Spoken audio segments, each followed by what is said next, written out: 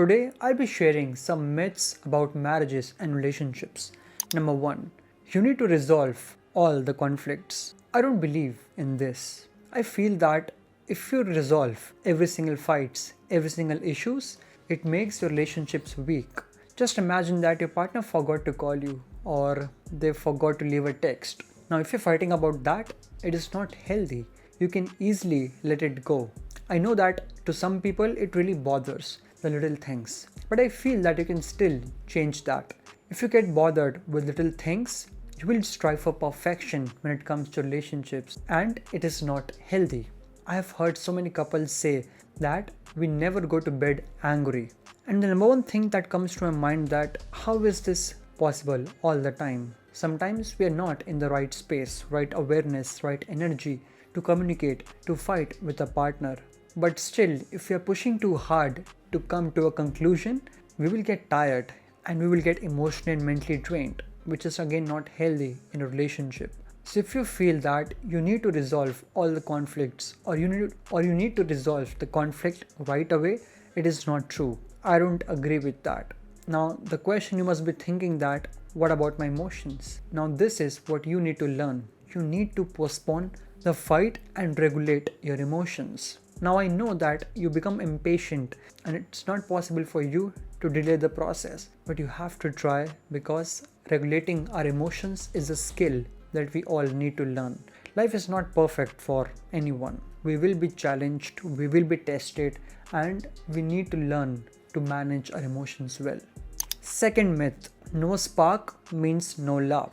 There is difference between spark and love. Spark is this temporary feeling which comes out of excitement. It's new. So when you meet someone and you like them, it's a spark because it's new, it's adventurous. You want to get to know them. And once it's settled down, you lose the spark. But that doesn't mean that you are losing the love. Spark is, think like this, when you buy a new phone or when you buy a new car, do you always feel that excitement? No.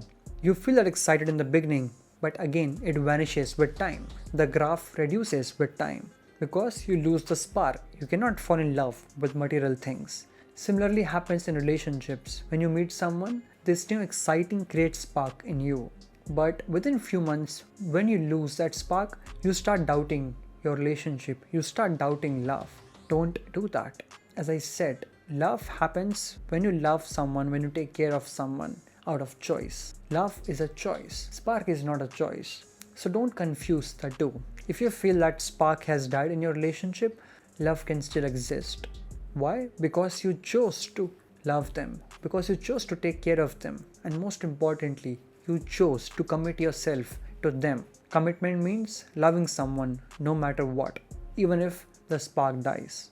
Third myth, affairs are the root cause of divorce. Now I know that you must not be happy to listen to this, but it is true according to research. People go for affairs because they lack emotional connection and intimacy and trust with their partner.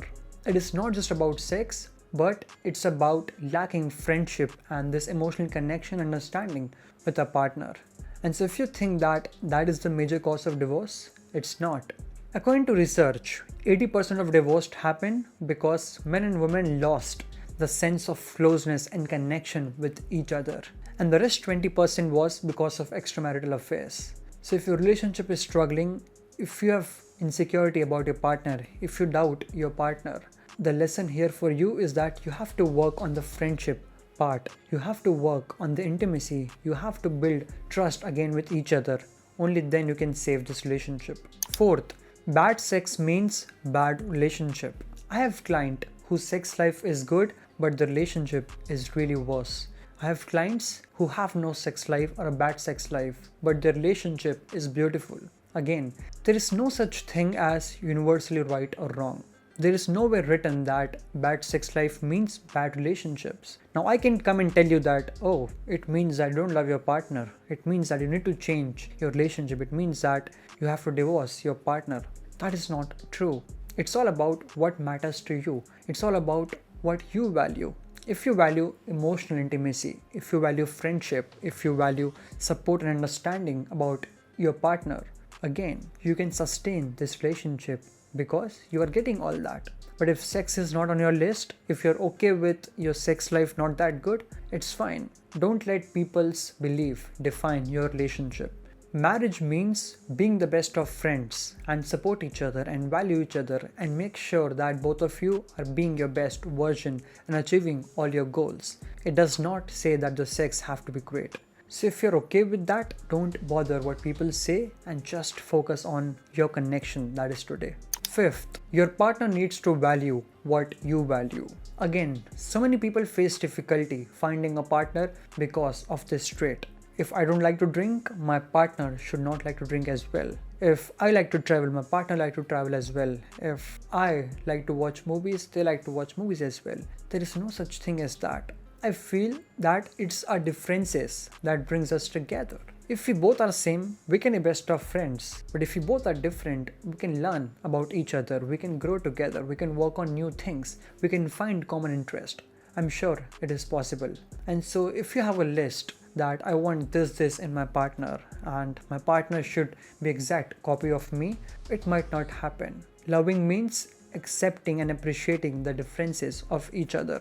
I have made this mistake so many times in my relationships. I like to read, I like to learn about new things, I like to listen to podcasts and expected that my partner should love all these things, and I used to force her and put pressure on her to do all those things. But I realized that I'm wanting her to be someone she is not.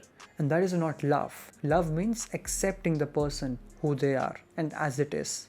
So if you have this obsession that your partner should value what you value, it might not be useful. See if you can love them for who they are. See if you can love their character the way they are. And I'm sure things will change for good. At last, if you like this video, if you feel that this video is helpful, please share it with your friends so that we all can grow together. And also, I provide one-on-one coaching sessions. If you want my help on a personal level, we can do that. All you have to do is comment coaching and I'll get back to you soon. Thank you so much for watching this video and I'll see you next week.